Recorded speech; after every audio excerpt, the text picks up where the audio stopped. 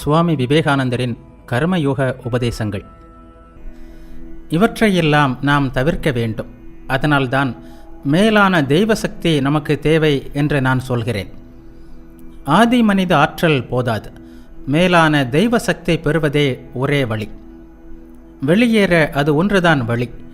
இந்த சிக்கல்கள் அனைத்தின் வழியாகவும், இந்த துயர மலைகள் வழியாகவும் அதன் துணையுடன் மட்டுமே நாம் துன்பமின்றி செல்ல முடியும். நாம் துண்டு துண்டாக வெட்டப்படலாம், கிழித்தெறியப்படலாம். எனினும் நமது நெஞ்சம் எப்போதும் மேம்பட்டு விரிய வேண்டும். இது மிகவும் கடினமானது. ஆனால் தொடர்ந்த பயிற்சியால் துன்பத்தை வெல்ல முடியும்.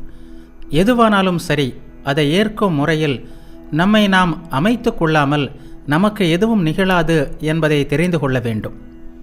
உடல் ஏற்றதாக அமையாமல் அதற்கு நோய் வர முடியாது என்று சற்று முன்பு கூறினேன். நோய் என்பது நோய்க்கிருமிகளை மட்டும் பொறுத்ததல்ல. அதற்கு முன்பே உடலில் நிலவுகின்ற ஒரு வகை அனுகூல நிலையையும் பொறுத்ததாகும். நமது தகுதிக்கு ஏற்றதையே நாம் பெறுகிறோம். நமக்கு வரவேண்டிய துன்பங்கள் மட்டுமே வருகின்றன. ஆணவத்தை விட்டு இதை தெரிந்து கொள்வோம். நமக்கு என்று இல்லாத எந்த அடையும் ஒருபோதும் நம்மை சேராது.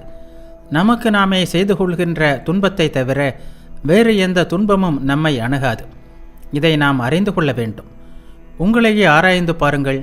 உங்களுக்கு வந்த துன்பங்கள் எல்லாமே நீங்கள் அதற்காக உங்களை தயார்படுத்தி கொண்டதால்தான் வந்தது என்பதை அறிந்து கொள்வீர்கள். ஒரு பாதியை நீங்கள் செய்தீர்கள், புற உலகம் மறுபாதியை செய்தது. இவ்வாறே துயரம் வந்தது. இந்த ஆராய்ச்சியிலிருந்து ஒரு நம்பிக்கை கிரணமும் வருகிறது. என்னால் புற உலகை அடக்க முடியாது. ஆனால் என்னுள் எனக்கு அருகில் இருக்கின்ற எனது சொந்த உலகம் என் கட்டுப்பாட்டிற்கு உட்பட்டது. தோல்விக்கு இரண்டும் தேவையானால், என் துயரத்திற்கு இரண்டும் காரணமானால், என் பக்கத்திலிருந்து நான் ஒத்துழைக்க மாட்டேன். அப்போது துயரம் எப்படி வரும்? உண்மையிலேயே என்னை நான் அடக்கினால் துயரம் ஒருபோதும் வராது என்பதே அந்த நம்பிக்கை.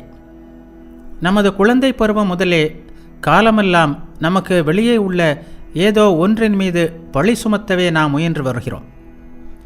நாம் எப்போதும் பிறரை திருத்தத்தான் கங்கணம் கட்டுகிறோமே தவிர நம்மையே திருத்த முயல்வதில்லை. நமக்கு துயரம் வந்தால், இது என்ன பேய் உலகம் என்கிறோம். பிறரை சபிக்கிறோம். என்ன முட்டாள் பைத்தியங்கள் என்கிறோம். நாம் உண்மையிலேயே அவ்வளவு நல்லவர்கள் என்றால் அத்தகைய பேயுலகில் நாம் ஏன் இருக்க வேண்டும்? இது பேய்களின் உலகம் என்றால் நாமும் பேய்களே. இல்லாவிட்டால் நாம் ஏன் இங்கே இருக்க வேண்டும்?